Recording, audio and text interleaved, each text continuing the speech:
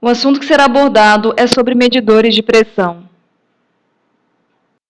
e está dividido em aspectos básicos para a medição de pressão, principais dispositivos para a medição, com destaque para o tubo de Bourdon, Foley, diafragma, coluna líquida e comentários finais. A medição de pressão é o mais importante padrão de medida, pois as medidas da vazão, nível e outras podem ser feitas utilizando-a.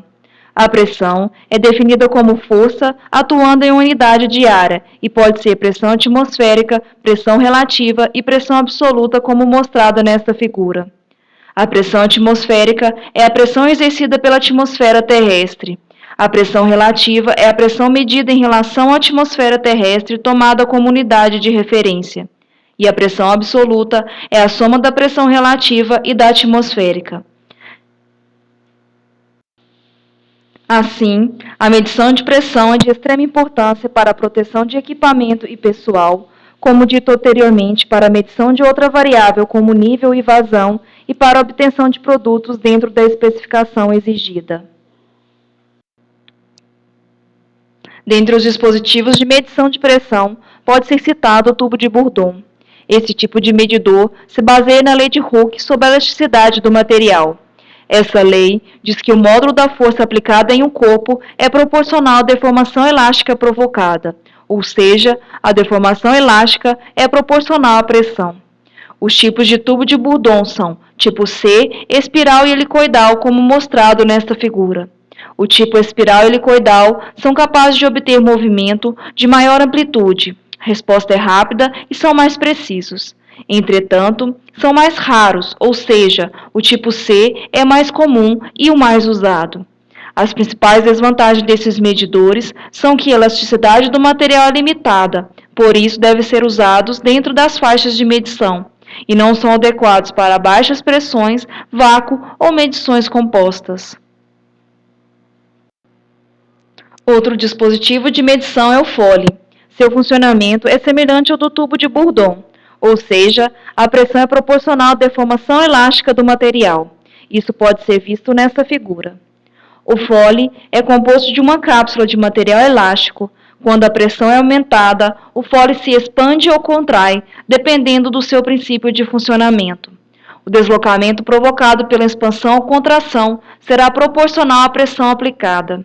Este instrumento é usado principalmente para medir baixas e médias pressões. Assim como o tubo de Bourdon e o Foley, o diafragma também mede a pressão pela deformação elástica do material, como mostrado nesta figura. Neste caso, ocorre a deflexão do diafragma. O diafragma pode ser flexível, liso ou com conjugações concêntricas. É feito de uma lâmina metálica com dimensões exatas e é principalmente usado para medir baixas pressões.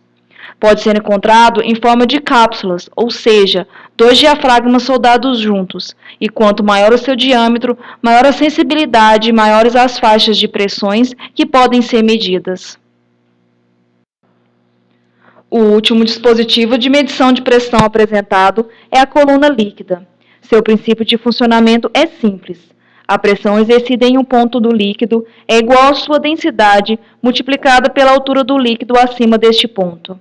Os fluidos mais utilizados possuem faixas de densidade entre 0,8, que é relativa ao álcool, e 13,6, que é a densidade do mercúrio. Esses fluidos têm que ser fisicamente estáveis e não voláteis nas condições de trabalho, não congelar a baixas temperaturas e possuírem densidades constantes com a temperatura e pressão. Esses dispositivos podem ser encontrados em diferentes formatos, como o tubo em U e o tubo inclinado. A coluna líquida é capaz de medir baixas pressões, possui boa precisão, baixo custo e é de simples construção e fácil manutenção. Entretanto, exige tubos calibrados e não permite vibrações. A aplicabilidade de alguns medidores de pressão pode ser vista nessa tabela. Os tubos de Bourdon tipo C, espiral e helicoidal possuem limites de aplicação acima de 100 MPa. O Foley é usado tipicamente para a medição de vácuo a 500 kPa e o diafragma é aplicado para a medição de pressão acima de 60 kPa. Mostrados os principais medidores de pressão, alguns pontos precisam ser destacados. A variável pressão submete os equipamentos a esforços de deformação, por isso deve estar sempre abaixo dos limites de segurança para que não ocorra ruptura e, consequentemente, acidentes.